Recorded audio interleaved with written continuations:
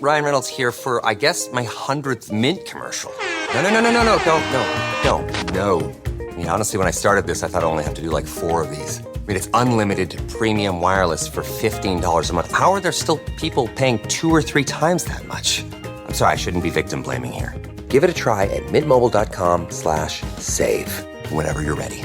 $45 upfront payment equivalent to $15 per month. New customers on first 3-month plan only. Taxes and fees extra. Speed slower above 40 gigabytes. See details. Greetings, conversationalists. Welcome to the second hour of the Eric Erickson Show. I'll give you the phone number, but you can't call today. As I mentioned before, I forgot my call screening equipment. But it's 877-973-7425. I should give it to you just so you remember the phone number. You should also text the word DATA, D-A-T-A, to 33777 so that you can get the show notes and also pre-order my book, You Shall Be As Gods. More on that later. But I spent enough time on the first hour. If you subscribe to the podcast, you get all my thoughts in the first hour, the legal implications, how this is going to play out, all that. But we can move on from New Hampshire, and we can diminish the coverage moving forward of these primaries because it's obvious where everything is headed. We're really in the general election now. I want to talk about something else. And it is an issue that I suspect that Trump could use. And it is one that resonates with a lot of people. I want to play you audio from the World Economic Forum. And this is a Swiss banker. He is an agenda contributor to the World Economic Forum. His name is Hubert Keller. Listen to this. We'll be having our coffee before the session, and you raised the coffee example. I'd love just to give you the chance to expand on that. Basically, the coffee that we all drink emits between 15 and 20 tons of CO2 per ton of coffee. So we should all know that. This is every time we drink coffee, we are basically putting CO2 into the atmosphere. One of the reasons is because most of the coffee plantation, or most of the coffee is produced through monoculture. And monoculture is also affected by climate change. The quality of these nature assets is deteriorating quite rapidly. Got that? They're coming for your coffee.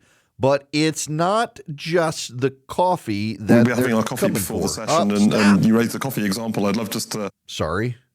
Annoying Frenchman goes on repeat. I guess he's technically Swiss. They're not just coming for your coffee. I want to tie a couple things together. This is a story from Bloomberg News. When Royal Caribbean's Icon of the Seas embarks on its first official voyage on January 27th, the journey is sure to make waves. The world's largest cruise ship, the Icon, is over 1,000 feet long and weighs in around 250,000 gross registered tons. It boasts 20 different decks, 40 restaurants, bars and lounges, 7 pools, 6 water slides, and a 55-foot waterfall. Royal Caribbean says its boat will usher in a new era of vacations. Maybe so. But the Icon is also a doubling down on a negative aspect of cruising's current era: greenhouse gas emissions. In 2022, Brian Comer, director of the Marine Program of the International Council on Clean Transportation, examined the carbon footprint of cruising as compared to a hotel stay plus air travel, since cruises are effectively floating hotels. His analysis found that a person taking a U.S. cruise for 1,200 miles on the most efficient cruise line would be responsible for roughly 1,100 pounds of CO2 compared with 518 pounds for a round-trip flight and a stay at a 5- or 4-star hotel. In other words, taking a cruise generates about double the amount of total greenhouse gas emissions as flying.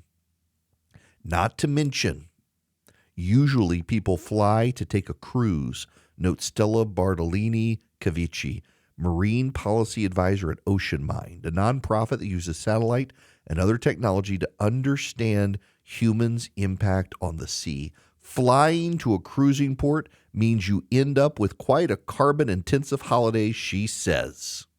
Now, you see what's going on with all of this. They want to have a good time. They refuse to give up their private jets. In fact, you've heard John Kerry in the past say, that they're doing a lot of good flying on these private jets. It makes these meetings possible. But you Hicks and Rubes, you got to give up your coffee and your cruises. Now, you should know I don't go on cruise ships. There's this thing called the ocean. It has these things called sharks, and I want to avoid them. And also, the people on the cruise ships. I don't want to be on a cruise ship with 4,000 to 6,000 of my closest friends. Philip takes cruises. He and his wife have taken cruises. Philip has not taken a cruise without someone on the cruise knowing who I am when it comes up in casual conversation. Can you imagine me on a cruise with like people who hate me or love me and won't leave me alone? There'd be no privacy. Now, I say that somewhat in jest. In point of fact, I actually was on a cruise a number of years ago. It was a working cruise. I mentioned this the other day on radio. It was fine. I had a room to myself. It was Holland America. It wasn't a crowded ship. It was not one of these behemoths with tens of thousands of people on it or however many people these things can hold. Didn't have slides and stuff. It had a pool. The food was okay. It had a casino. I didn't know how to play craps at the time. I didn't gamble at all then. I thought that it was interesting. I did go to the gym, but, you know, the ship is kind of rocking back and forth and a little difficult on a treadmill. I think these bigger ships have a little more stability. It's not my thing. Like, I want to go to a country and I can get there quicker on a plane than a ship. And then I can go see the stuff I want to see on my own terms without having to deal with the cruise. But I know people who do it. I know a lot of people in the middle class who love to take cruises. David, my CFO, his whole family went on a cruise over Christmas. It was the family Christmas present. The parents decided they'd take the whole family on a cruise. They had a great time. They were there for more than 7 days, the whole family together. They had a great time. It was all you can eat. They stopped off at a number of Caribbean islands. The weather was great. They did it. I know friends who love to cruise. You're not going to be allowed to do it anymore. They're coming for the cruise ships, at least the ones that are built to scale. Now, you've got to understand these ships that are built to scale, they're cheaper. You can buy, for example, I subscribe to the Wall Street Journal, and all the time there are ads for the Ritz-Carlton yachts. And the Ritz-Carlton yachts are smaller boats with a lot of large rooms, so it's a more select, expensive clientele. I thought one time I would, if I ever had the money, I would buy a Ritz-Carlton cruise for Philip and his wife because they like to take these cruises to these places in the Caribbean. And it would be one of those high-end luxury cruises. The food would be amazing. The food's apparently amazing. But those are really pricey. The Royal Caribbean and the others, they're giant ships with a lot of amenities. It's like going to Disney World on the water. You got the Disney cruises, for Pete's sake. But they cater to families. They cater to the middle class. They don't cater to the ultra wealthy. They cater to the middle class. And what essentially the left is saying here is they wish to price the middle class out of comfort. They want to take your coffee away. My wife and I, this is one of my great purchases in life. So I bought a coffee machine. It's called a Jura. It is very expensive, y'all. It is a multi-$1,000 coffee machine. I say that, and I have to tell you the story so you understand why I bought it. I didn't know I was buying it. I've been looking at them, and I was going to save up my money over time and buy one because my wife and I really do like whole bean coffee. There's this place up in Atlanta called Rev Coffee, and we get our whole beans from Rev Coffee. And we get Nicaraguan or Costa Rican. Those are our favorite. Light roast. I like the lighter roast more than the dark roast, as does my wife. But I got this machine, and the reason I got this machine is I was checking this website for this company that sold them, and they had it was 12 months, no interest payments. And I wanted to see if I qualified. I did not know. I will swear on the Bible, I did not know. They did not advertise. If you qualify, they sent you the machine. And it was my birthday several years ago. And I put in my information, and all of a sudden I say, congratulations, we're shipping your Jura coffee machine. Like, no, banging away at the keyboard, like, no, cancel. I never told my wife how much I spent. And it arrives, and I feel very guilty about it. And I think, I need to pack this thing up. Of course, I'm going to try it. See, the coffee is amazing. It's amazing. You can dial in exactly how you want it ground. You can dial in the temperature of the water, how much it may. Oh, my gosh, it's amazing. And I began to box it up, having tasted amazing coffee. Boxed it up. And my wife came downstairs. She put her arm across the machine and she said, I might miss this if you send it back. So, of course, I did the logical thing, kept my wife happy, and kept the coffee machine. And a few weeks later, she went back to the Keurig. I said, why? Why would you want me to keep this and then go back to a Keurig pod? She says, I don't like the coffee. Then I showed her how she could dial in her preference, and we've never gone back to the Keurig. It's fantastic. Y'all, when we go on vacation, we take our precious with us. It's a great machine. It's way too expensive. If you have the money, go for it. I did not have the money. But hey, it was 12 easy, no interest payments back when interest rates were zero. But still, they want me to give up my coffee. They want you to give up your coffee. They want you to drink that mud coffee. Have you heard about this? This is newest trend. My trainer tried this mud coffee. It's mushrooms. Coffee-flavored mushrooms. That's what they want you to drink because of the carbon footprint. No, hell no. If you want to take a cruise, take a cruise. These are the people who tell you don't come between them and their doctor. If you want an abortion, have an abortion. The only choice the left wants you to have is whether or not to kill a kid. They don't want you to choose a cruise. They don't want you to choose coffee. They want you to drink mushrooms and drive an electric vehicle. And God forbid you leave your country. Only they are allowed to get on private planes and do it. The level of arrogance of these people, there's a backlash coming for this sort of stuff. There is. It's absurd, the environmental policies of the left. They want you to give up beef. You're not allowed to have beef. God forbid you eat hog. You want a pork chop? No, the carbon footprint of the pork is terrible. And you're a terrible person for even considering it. You know what they want you to eat? Air. That's me chomping at the air. Oh, delicious air. Hope nobody has gas. That's what they want. An air diet. You imagine the tastiness of a steak while you die eating air. And then they fly on their private flights and have their catered meals with John Kerry. And they feel good about themselves while you're dead. You froze to death in the wintertime because you didn't have a power grid. You couldn't go on a cruise. You despaired.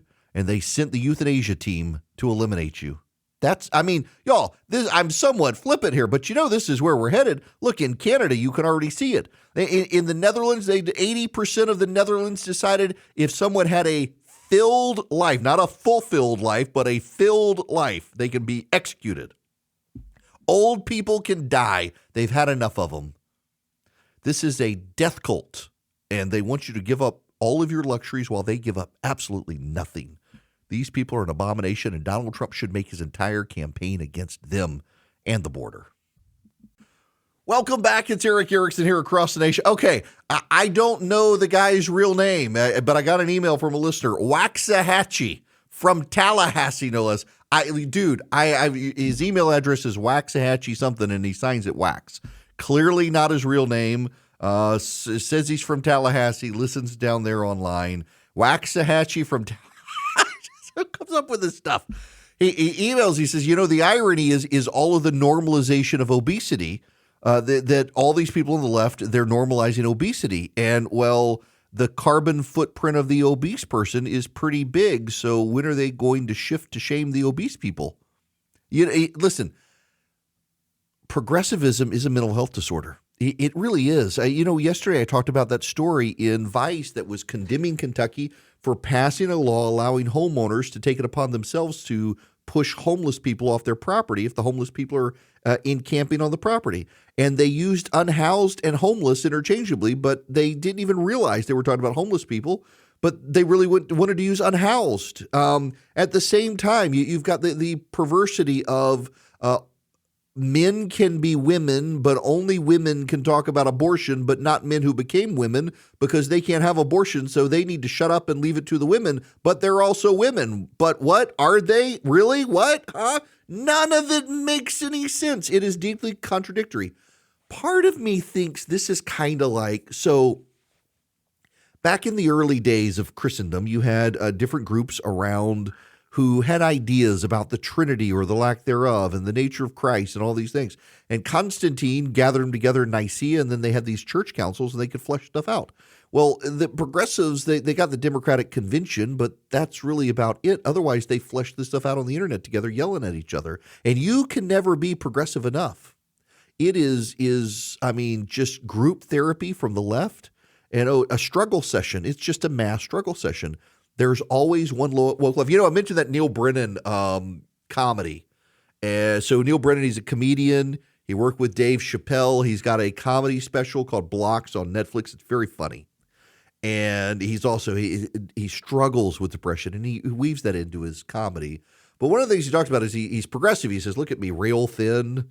Look at what I'm wearing, obviously progressive. He says the great thing about conservatives is somebody comes up and says conservative, they crack a beer and welcome you to the party. With progressives, you say you're a progressive, and the group says, we'll see how progressive you are. And it's so true. And now they want to shame you for taking a cruise. They want to shame you for drinking coffee. They want to shame you for your internal combustion engine in your vehicle. They want to shame you for not having solar panels on your house. The entirety of progressivism is about shame. And the only way you can change is to be their ally. You can be their ally. And in your allyship, you have to repeat the orthodoxies and mantras of the left. Boys can be girls, and girls can be boys. Never mind its insanity. Do you know the, Southern Poverty Law Center the other day went after a biologist, I think his name is Colin Wright, accused him of peddling pseudoscience as a practitioner. So the guy is a PhD in biology. They accused him of peddling pseudoscience. Do you know the pseudoscience that this guy is peddling? That their gender is a binary and you're one or the other and you can't choose between them because we're not clownfish.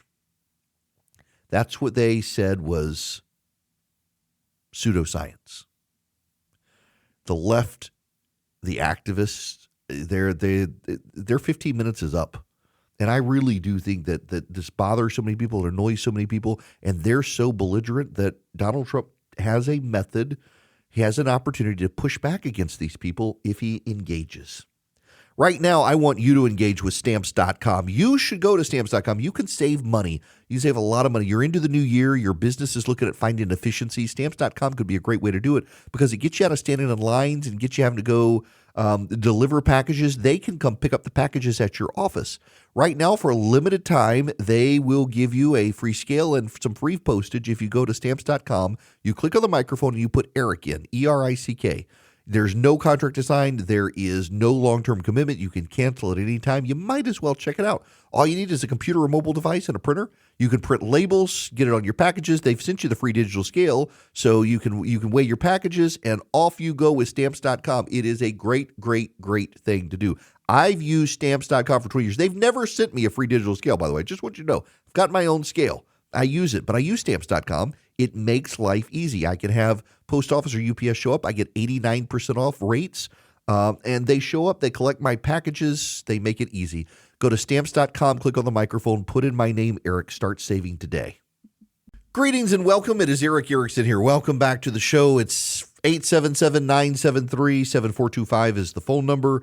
Call in tomorrow. Don't call in today. I'm actually in a hotel room doing the program right now, and I forgot my let me pull back the curtain a little bit on this. So I have a box. It's called an access unit, and I can use Wi-Fi or the Ethernet. I plug my microphone into it, and I can connect to pretty much any radio station in the country. In fact, I've still got Rush Limbaugh's information in there from when I used to connect in and do his show. But it is a cool device. It is a tiny device. I can hold it in one hand, and then I have a mixer I plug my mic into, and all that. It makes it easy to travel. So if I have, like, for example, I won't be here Friday because I got a super secret meeting of the vast right-wing conspiracy and I'll be on an airplane. But I have taken my equipment with me and been able to broadcast around the country. It's really cool. And I'm in a hotel. I got to do a podcast after the show with a friend. Lots of talking today, people. But the one thing I forgot is I've got an iPad that is equipped to be able to get into the call screening program. And I don't have it with me, so I can't take your phone calls. I'm sorry. I want to talk about SNAP. Andy Harris is a doctor. He's the chairman of the Agriculture, Rural Development, Food and Drug Administration Subcommittee on the Appropriations Committee. He's a good conservative from Maryland. He's the only Republican in the Maryland delegation. They tried to redistrict him out of it. And he has an op-ed in The Hill on the Supplemental Nutrition Assistance Program called SNAP. Let me just read part of this to you because he lays out the facts better than I can. SNAP provides monthly food benefits to low-income households, making it a well-positioned tool to address the obesity epidemic in America. 42% of Americans, including 1 in 5 children, is obese, according to government statistics. Approximately 13% of the U.S. population receives SNAP in a given month, making it one of the federal government's largest safety net programs. The program's stated goal is to raise the nutrition levels of low-income households, yet 40% of adult SNAP recipients suffer from obesity, and almost 45% have received a diagnosis of diet-related disease, far higher than the general population. In fact, USDA's Food and Nutrition Service reports that soft drinks are among the top purchases of SNAP recipients. Last fiscal year, federal expenditures on SNAP topped $119 billion, a 70% increase over the past 2 decades in constant dollars. During the same time that Congress has made unprecedented investments in SNAP, obesity rates have continued to climb, proving SNAP an ineffective in accomplishing its primary objective in enhancing nutrition. Then there are the associated medical costs with obesity he goes through. So essentially, what he says is the government controls what you can buy with SNAP, and the government should be incentivizing fruit and vegetable consumption while rolling back coverage of snack foods and soft drinks. Now, let me get this out there for some of you. I am not a libertarian. I'm a conservative. Libertarians would say blow up the SNAP program. I know people. I have not, nor has my family. We've come close when we were younger. We're just starting out our family. We never did go into SNAP. We didn't need to. We were above the threshold. But man, there were times where we were struggling to pay bills and provide formula for our kids and stuff. I get it. And I know people who fell on dramatically hard times and they needed SNAP.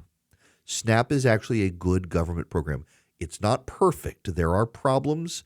There are always improvements, but it's one of those things on the social safety net. I am totally fine with the idea that my tax dollars go to help other Americans who would otherwise starve, particularly kids. I'm fine with that. There are ways to improve it. I don't deny it, but it's not a program I would be in favor of abolishing.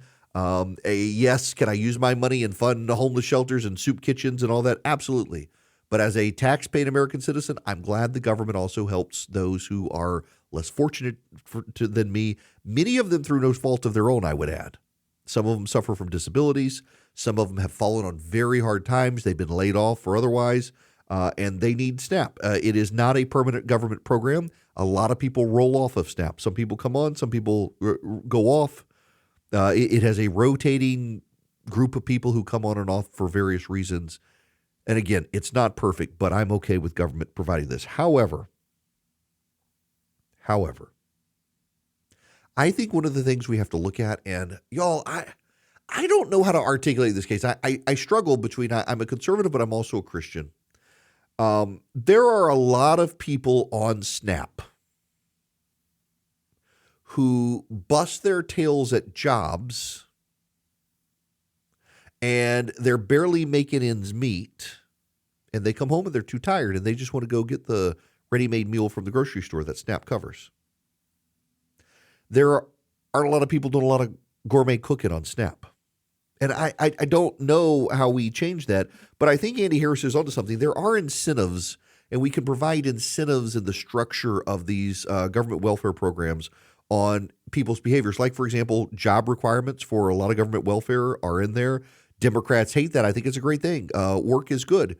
You know, when God created Adam and Eve, he put them to work in the garden. You die and go to heaven, you're going to work. You're going to have a job. It is a reflection that somehow work is good for your soul, and anyone who has ever paid attention to the wealthy Americans who don't have to work has seen work is good for your soul. That level of wealth that you don't have to work, you don't want to work, you have no desire to work, it is corrupting. And those who are incentivized through government programs and the like to not work, it is corrupting. work is good for your soul. I think it's a fine incentive. My concern is if we go down roads like this, you're going to get the left say, well, we're not going to let you eat meat with SNAP because it's bad for global warming. Those are legit concerns, I think. Those are, you see how the left is going. At the same time, if you do want these people to eat healthy, and it is clear, like disproportionately people on SNAP are in obese and in poor health, incentivizing them to eat healthy might not be a bad thing. Incentivize the apple and the water and the milk and not the Coke products. We need to figure out something. Look, the reality is, and I've given up fighting this. My inner libertarian tries to get out on occasion, but the reality is we use the government to control people's behaviors. Both sides do. Both sides in particular use the tax code, and the tax code steers people's behaviors. The tax code incentivizes or disincentivizes people having children, how people raise children, how many children they have, how they work, how they don't work, all sorts of things. And SNAP, we should be using it, I think, probably to incentivize people's behaviors as well. I mean, particularly the people we don't want to stay on SNAP. And the longer you're on it and the more your health declines, the more likely you're to stay on it. In addition, all the other medical effects. Obesity is not good. Y'all, my body is killing me today while I sit in this stupid chair doing the show because I went to the gym yesterday and my God, 2 days in a row, it was awful. I've been going to CrossFit. And it's all nightmares, all bad nightmares start in CrossFit. And I went, but I know I got to get myself. I've been working on losing weight, lost 20 some odd pounds. Now I'm going to have to spend money on clothes because now my pants are too big for me, but it's necessary. And if you're on a government program that is about your food, I don't know that I'm necessarily opposed to the government giving you some level of incentive to change how you're consuming food. In doing so, however, I do think we have to keep in mind the number of people on SNAP who are working. They're just struggling in Joe Biden's economy. And they come home at night and they're tired. You know, there's a movement among Theo Bros on Twitter. The Theo Bros, they're the anti-woke, usually white, male Christian conservatives. And there's a growing movement of them that the government should incentivize businesses being shut on Sunday, just like Chick-fil-A. Closed on Sunday, everything. The gas station, the fast food restaurant, the grocery store, everything closed on Sunday. Now, the problem with this is if wages don't go up, then you're depriving people of some hours of work, and that hurts them. Concurrently, people are exhausted. People are exhausted. Y'all, I've been back at work since January 2nd, and I'm exhausted because my whole family's been sick. And I've been Dr. Dad, Dr. Husband, and taking care of them and grocery shopping and getting food at night. We haven't done a lot of cooking because people just hadn't felt great. Nobody's known what they wanted to eat and stuff. I'm exhausted, and I'm only a couple weeks back from vacation. But then I think about it. You know, I was thinking about this the other day. They were all sick over vacation. Christy got COVID. Evelyn had surgery. Gunnar got the flu. I have not had a vacation. I want a day off. Like I need a mental health break. Like I haven't seriously got sick. There's been 2 days I've missed work. Since 2020, I got food poisoning last year, a year before. And I missed a couple days work because I got bad food poisoning. Y'all, it was awful. I lost my voice because there was so much. Bleh. Anyway, I'm like, can I get sick, please? Can I have a couple of days off to just lay in bed and be sick? I'm exhausted. I feel for people who work a lot. They're working multiple jobs, just trying to get ahead. They come home at night. They don't want to slice and peel the apples and cut up the carrots and grill the meat. They just want to go get something they can throw in the microwave. I totally get that. We have problems, and God help me, I'm going to use the word holistic problems in this country when it comes to this stuff. I cannot believe I just said that word. Bad, Erickson. Bad saying garbage words like that. But y'all know what I mean. But I kind of see where Andy Harris is coming from on this. We need to make some changes. It is, I don't think it's a coincidence that the people on SNAP are also some of the least healthy people and have a higher rate of obesity. It depends on what the government's incentivizing people buying. And, you know, you can actually cook some stuff pretty quickly. It doesn't take you long to grill chicken or a hamburger, and protein's good for you. It's way better than the soft drink that we're subsidizing. I myself Have to wean myself off something. I love me a Dr. Pepper, y'all, but I try to limit myself to just one a day, as opposed to the many that I used to. My kids, though, y'all know my kids only drink water. Is that not now occasionally they'll have milk, but water. My kids drink water. My son exclusively, that's all he will drink, water. God bless him. I should adopt that behavior, but I do kind of like beer and pizza. All right, in any event, we got to move on. It'd be interesting conversation, though. Now, I want to interest you in a conversation about Hillsdale College. Hillsdale educates people on the Constitution. Y'all, I saw the other day, I saw something online that Hillsdale's been doing like some of their religion professors have been doing commentaries on the Bible. But the ones on the Constitution that Larry Arnn has done, they are the gold standard in constitutional commentary. You'll find nothing like it, which is why we're doing Constitution Minutes on the show. So Hillsdale is preparing these Constitution Minutes based on their core curriculum on the Constitution. They're educating Americans about the Constitution. If you go to ericforhillsdale.com, they'll give you a free pocket Constitution, and you can hear these Constitution Minutes, and you can share them with your progressive friends who think the Constitution has a pulse, and educate them about the situation. Larry Arnn and the folks at Hillsdale College are committed to the American Constitution and constitutionalism and what it really means, and you should be too. Go to Eric for Hillsdale, ERICK, ericforhillsdale.com today. Get your free pocket Constitution and listen to the Constitution Minutes and share them with your friends. Eric, ERICK, ericforhillsdale.com. Welcome back. It's Eric Erickson here. So, I don't know if you heard, massive layoffs at the Los Angeles Times. Now, the Los Angeles Times, I don't get giddy about people losing their jobs, even reporters at institutions that I think are left-wing. I don't know. I feel bad for people losing their jobs. People have families, whether I like them or not, like what they do or not. They got families, et cetera. At the same time, some of the Los Angeles Times reporters, remember, the Los Angeles Times published an op-ed that you should shame people who voted for Donald Trump, among other things. They've been a pretty progressive outfit. And people lose their jobs there. It's a shame, but also people aren't consuming the products. Newspapers are less and less consumed. And I mean, look, I've talked about the Atlanta Journal here the last couple of days, how rapidly they shifted to use words like unhoused to conform to progressive group speak. I mean, why do I want to support institutions around the country that are engaging in word games to make progressives happy and signaling this? I feel bad for them, but, doubling down on it is the number of people who said, go learn to code. And they're like, nobody ever said that to y'all. Y'all, Joe Biden actually did tell people in coal states when they were shutting down coal power plants that you can go learn to program. No, he did not exactly precisely say learn to code, but he said you can learn to program.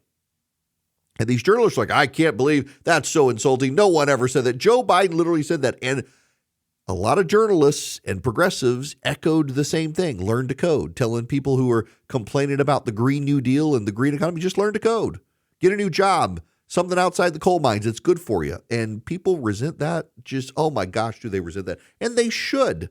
And now that not only are reporters denying that it ever happened when it happened, they're like, oh, you shouldn't say that to poor us. Look, people shouldn't be crummy to people losing their job, but you people have been. You can't really ask others to engage in behavior. It's the golden rule. Do to others as you wish them to do to you. Well, you have done to others as they are now doing to you. And I mean, no, they shouldn't. But in a rapidly partisan environment where the media has just been really crummy to a bunch of blue-collar workers over the last decade, you've had the current president of the United States tell these workers when he cost them their jobs with his policies, they can go learn to program computers. I mean, what did you expect was going to happen? But on top of that, there is, I really do like newspapers. Y'all, if I could get the Wall Street Journal delivered in the mornings, they used to be able to, and now it shows up with the regular mail, so it shows up in the afternoon. And I can just go online. They've got a great app for the iPad. The Wall Street Journal has my favorite iPad app. I would love to read a real newspaper in the morning. I don't mind the ink stain. I'm totally fine being an ink stained rich. I like newspapers. I like the tactile feel of them, but not these days. The editorial pages are uniformly of the left. The reporters tend to be on the left. The younger the reporter, the more activist they are. They don't really want to tell you the truth. They want to tell you the narrative. They've served a great purpose in local communities, cracking down on government corruption, crime, and things like that. But they, one, took themselves too seriously, and two, did not take their readership seriously enough. They catered towards the wealthy, progressive enclaves of America, and everyone else gave up on them.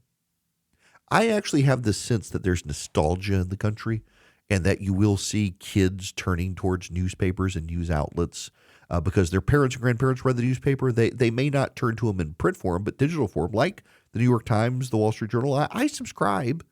New York Times, Wall Street Journal, even the Washington Post, although I'm thinking of canceling the Post because it's just a terrorist organization mouthpiece. But I think there's something to be said. And there are great regional newspapers. A buddy of mine, Will, runs a local newspaper, and it's profitable business. The next county over, their regional newspaper has collapsed. McClatchy's run it into the ground. And so he started up a section of his weekly newspaper to cover that county. It's been good. The reception's been great. Where I am, progressives are buying up a lot of the newspapers and starting news organizations, and they're going to weaponize it and turn it into partisan operations against Republicans, which is going to further destroy the credibility of the media. The media just lacks the humility to assess what they've done wrong. It's a sad thing to see. All right, we got to move on. I got to tell you about Omaha Steaks, because if you go to omahasteaks.com/Eric today, you, my friends, can take advantage of an incredible deal at Omaha Steaks. omahasteaks.com/Eric. You'll get with your order 4 free boneless chicken breasts and 4 free boneless pork chops.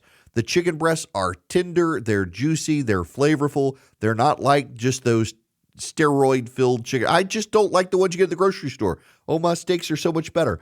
And all of their food is so much better. And you get a 100% satisfaction guarantee. And you get my own personalized URL after 11 years. Finally, omahasteaks.com/Eric.